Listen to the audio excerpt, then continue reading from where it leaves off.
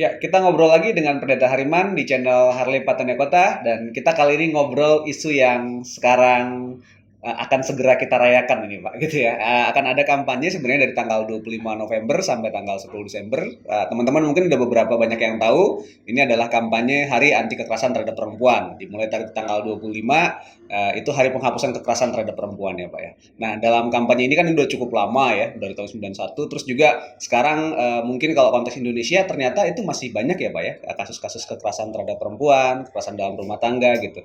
Nah, kalau Pak Hariman sendiri melihat selama ini kasus-kasus itu terjadi cukup banyak atau mungkin karena kita abai tidak melihatnya Pak? Seperti apa Pak? Saya kira kekerasan dalam rumah tangga itu masih marak ya terjadi dalam kehidupan kita yang memang budaya patriarkinya itu masih sangat mendominasi. Perempuan diletakkan pada posisi yang subordinatif ya. Dan karena mereka subordinatif maka bisa diperlakukan dengan tidak wajar ya, seperti kekerasan, dan itu saya kira terjadi hampir di semua masyarakat Indonesia ya. Bahkan di rumah tangga Kristiani juga banyak kok pelaku-pelaku kekerasan ya. Dan tidak hanya fisik Pak ya, bisa kadang-kadang juga kata-kata yang keras dan juga perlakuan yang intimidatif ya sering. Betul. Jadi ada kekerasan yang verbal, ada kekerasan psikologis, dan juga sampai pada kekerasan fisik ya. Dan saya kira kampanye untuk menghapus kekerasan ya seperti yang sekarang dilakukan, kita mendorong supaya tercipta yang namanya kesadaran tentang adil gender, kesadaran tentang membangun budaya damai. Ini penting sekali kita lakukan terus-menerus. Jadi walaupun sudah dari tahun 91, selama masih ada praktik-praktik kekerasan termasuk dalam keluarga, maka kita perlu mengkampanyekan hal itu terus. Selama ini isu yang mungkin jarang juga ya Pak, kalau di gereja atau di masyarakat Kristiani. Dan seperti kita lihat beberapa kasus juga ya, ada beberapa kasus di masyarakat Kristiani juga marak juga kejadian kekerasan terhadap perempuan ya Pak ya, kalau ini. Betul. Kita sendiri kadang-kadang suka malu-malu ya menceritakan ini karena merasa itu aib ya.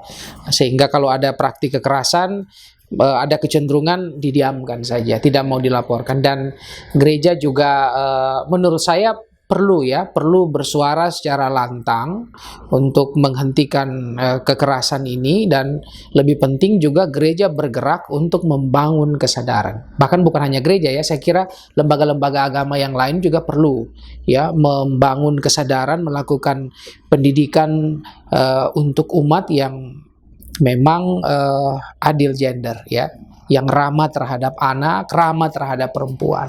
Dalam beberapa kasus mungkin kadang-kadang sikap tidak adil itu seperti dibenarkan ya Pak ya kalau agama. Kalau kita di Kristen mungkin kayak perempuan harus tunduk pada suami dan semacam itu. Hal-hal seperti itu sering ya. Betul. Jadi ada cara membaca Alkitab yang letterlek, yang hurufiah ya, dicomot ayat begitu saja untuk membenarkan satu ideologi tertentu, termasuk membenarkan ideologi patriarki. Jadi misalnya, hai perempuan hendaklah tunduk kepada suami, maka ini ditempatkan perempuan subordinatif, padahal kan tidak. Harus dibaca seterusnya. Hai suami, kasihilah istrimu. Kalau you tidak bisa mengasihi istri, jangan minta istri untuk hormat, apalagi tunduk, nggak bisa. Jadi saya kira itu cara baca Alkitab, cara baca kitab suci yang letterlek, yang hurufiah itu juga bahaya ya. Bisa membenarkan ideologi-ideologi yang justru destruktif ya dalam kehidupan. Nah, kira-kira apa yang bisa dikerjakan Pak masyarakat Kristiani, gereja dan juga bersama dengan masyarakat yang lain dalam mengatasi isu-isu ini, karena kasusnya di Indonesia masih cukup tinggi ya kalau untuk ini. Terkait dengan itu saya pikir ya yang tadi, kalau itu terkait dengan kerangka tafsir, maka perlu juga kita mengubah kerangka tafsir kita. Tafsiran yang letterlek, yang memberikan legitimasi terhadap ketidakadilan gender ini mesti kita ubah. Kita perlu sebuah cara membaca kitab suci yang baru ya, dengan mata baru. Mata yang seperti apa? Mata yang adil gender ya. Kita perlu mengartikan ulang. Nah, ini menemukan meaning ya. Apa arti, lalu kemudian kita mengkontekstualisasikan itu untuk kehidupan hari ini sehingga dia menjadi relevan. Saya kira sudah kuno lah ya, patriarki itu kuno. Bentuk bentuk primitif dari kehidupan manusia yang menurut saya harus ditransformasi. Dan kalau terkait dengan agama, nomor satu perlu diganti kerangka tafsirnya, ya.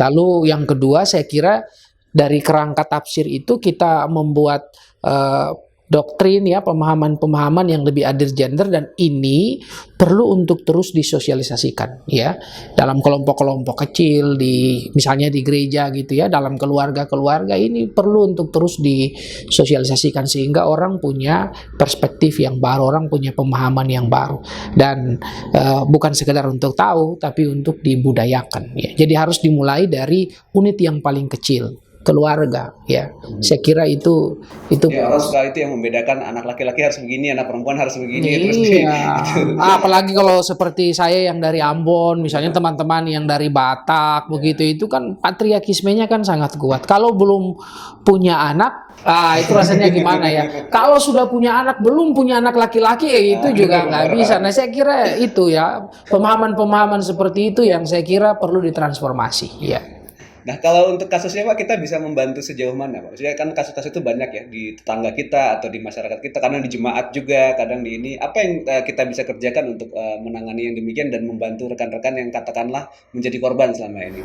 Kalau bicara kasus per kasus, memang mau tidak mau kita harus melakukan advokasi, ya. Maka saya kira lembaga-lembaga seperti gereja perlu ada membangun, hemat saya, rumah aman, ya, rumah aman untuk para korban. Disitulah kita bisa melakukan proses advokasi, kita bisa melakukan trauma healing dan seterusnya, bahkan sampai kemudian mengajak yang pelaku-pelaku kekerasan dalam rumah tangga itu antara lain, ya, supaya bisa bertobat.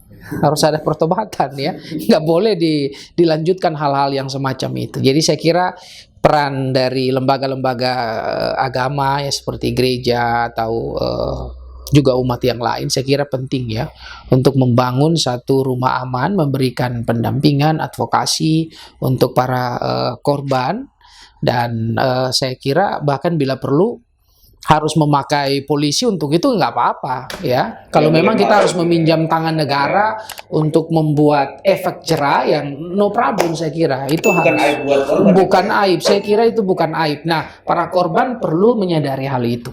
Kalau dia sayang suami atau sayang istri, ya, dia harus berani juga untuk mengubah perilaku suami istri yang primitif itu, ya, itu primitif.